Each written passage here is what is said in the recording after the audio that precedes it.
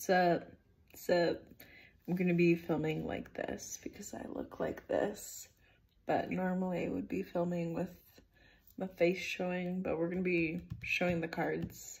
We're just gonna be doing a collective checkup. There's a lot of energy moving around, a bit chaotic. And the other thing is Mercury retrograde is coming up. I don't know when it is. I'm not sure. I'm hoping that you guys can hear me pretty well. We are going to be doing a checkup with the divine, aligning with your path, your purpose, seeing what you can erase, or not erase, I mean, but when it comes to those like needing to erase things, and then putting in maybe a different formula or a different way of looking at something. We have the Ten of Swords popping up.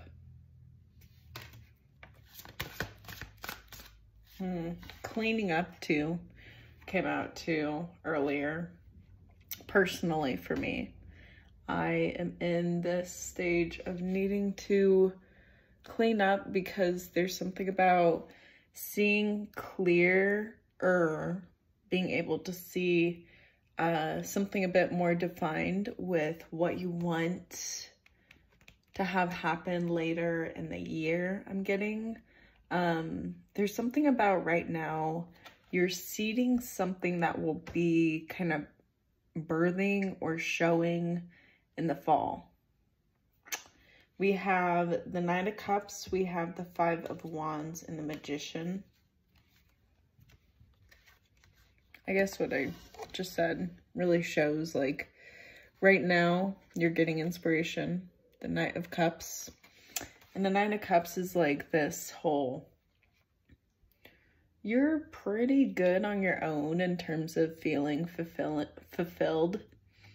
But there's something about needing to, I don't know, because I'm getting with this Five of Wands almost like, kind of like starvation, and there's something about you finding some kind of inner inspiration from the cleanup, right? Emotions wise. Ooh, okay. Also with the Ten of Swords, the amount of things that you focus on throughout your day, something about cleaning that up will allow you to feel almost as if you kind of like have been able to, or it's something about being able to find long-term fulfillment in this emotion. But it is like kind of to get to sorting out your thoughts, you need to get something about sorting out your physical space, your house. You know, it however extensive in terms of cleaning, but there's something about you choosing to put in that time and energy will in return be able to allow you to feel some sort of emotional fulfillment in terms of understanding what you want to do next, how you want to go about your next kind of move, your next, in a way you're going to be able to organize your thoughts and strategize, right? And seed those kind of like wishes and dreams of having something in the fall. And what you're doing right now is you're like putting those different ideas, something to do with the physical. But there's something about out with the old and with the new that really comes out. We have the Ace of Cups and the Hermit. So,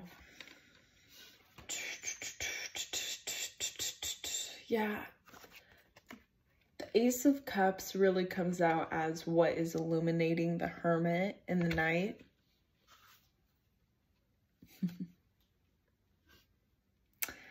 And that means that there's going to be something within you. When you do some introspective journaling, you know, digging deep, you're going to be able to absolutely figure out what it is that you need to have illuminated in order for you to feel connected. I'm getting with source. It's fair.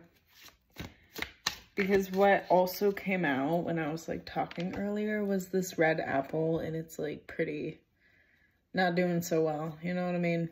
But it reminded me of like the root chakra, and maybe there's something about these beliefs growing up, in essence of how you dealt with your emotions and how, I don't know, but I'm getting this idea that it was like a lot for you to handle, and it somehow interfered with the way you also handle your thoughts and how your thoughts are connected to your emotions. And, you know, this is all something that you can answer within yourself when you do these introspective, you know, answering the questions of why and everything. But these are also, like, what I'm saying is just seeds of inspiration for you so that you can get there, because you are absolutely, ooh, there's so much knowledge within what you think, within your intuition, within what it is that feels right for you. And kind of like with intuition, it's like kind of feeling. You'll know when something's off. You'll feel it in your stomach. You'll feel it somewhere. And it's like, I say it's like a spidey senses. Like in Spider-Man when he has his tingly spidey senses. That's when your intuition, you know, something about your intuition is trying to tell you something. Your spidey senses go off. We have the Knight of Pentacles and the Two of Wands.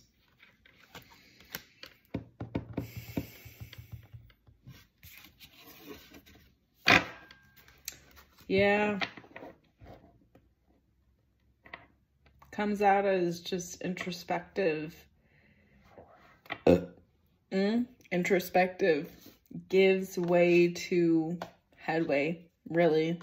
It's like it allows you to feel confident in going a certain direction, because the Two of Wands really gives me this, like, someone is kind of uncertain which way to go. Like, it looks like the animal is going, like, it looks like it's going this way, right? But then you see that it's turning its head as if to look back, kind of like doubting itself. That's very similar to what kind of intuition is, where if you do doubt yourself, you are doubting intuition. And that's totally fine, but kind of the way to really have a great connection with your intuition is to find a way to release that doubt, however it is for you. I love to just breathe it out. Sometimes I like to meditate and do a releasing my doubt meditation. Yeah. Cool. Okay. I was like, okay. So we have furred and feathered friends. Oh my gosh. I mean, I pointed out that furry friend of ours, friends. Like, this could be you, you know? You could be someone who is absolutely going through this, like, introspective journey, right? You want to know yourself, but you also find that there is times when you doubt yourself, and then later you do the things that you doubted yourself on, and it was like easily fulfilled for you to do those things. So I wonder if this is like truly a lesson of my hair dye is getting all crazy. There I go. But I really wonder if this is like, that doubt is something that if you're able to release it, it allows you to kind of like ricochet forward to a place where you're like, okay, why not? And it allows you somehow, I don't know, but let me know if this happens, where you can kind of go through the things where you feared about doing and you're just like, why not? I'm getting something about Hilary Duff. She has a CD, I think, called, I don't know, it's something to do with a butterfly turning into a butterfly. Anyway, but there's a song called Why Not? And it's just about, like, really what's holding me back from doing the things that I really want to do. Anyway, so we have animals are intuitive and sacred beings, earth transitions, or excuse me, let me reread that. Animals are intuitive, sacred beings and the wisdom keepers of many earth traditions. They are some of our most loving companions and have much to teach us. Yet the treatment of some species is appalling, right? As our empathy expands, we see other beings and the quality of their lives are interconnected and equal to our own. We may be inspired to align our actions with our compassion to minimize the harm we do to the planet and her inhabitants. There we go. This card also signifies energetic bonds. You may have a greater awareness of the wisdom of the animals you encounter in their meaning for you. It's cool. So, reading this card, right? It reminded me of a couple things. One, I love to walk around in my neighborhood and see the squirrels doing their squirrel thing. And it's so interesting how when you just kind of like just look at a squirrel and just watch it like it's like a TV show, you'll see that it has attitude. It has persona. It's so interesting. Like it shows what kind of like what it's thinking and how it's going about. So taking a step back from that, how does that relate to this whole kind of video? There's something about needing to look at yourself as if you are that squirrel that I described, where you are going about your natural day-to-day, right? But finding in terms of your natural day-to-day, where it is that you feel this kind of emotion that you want to have really cemented into your life, where it is that you start to feel kind of missing. And then diving into the introspective of why will give you a lot more clarification of, in an interesting way, hear me out, how you can find that emotional fulfillment. Because when you know where you are in the present moment and you can catch yourself up, which means you can, in the present moment, take yourself back during journaling. You can go over stuff. You can figure out things that you were missing before that you didn't see before. It's like rewatching a TV show for the second time, third, fourth. Each time you rewatch, you'll pick up different small things.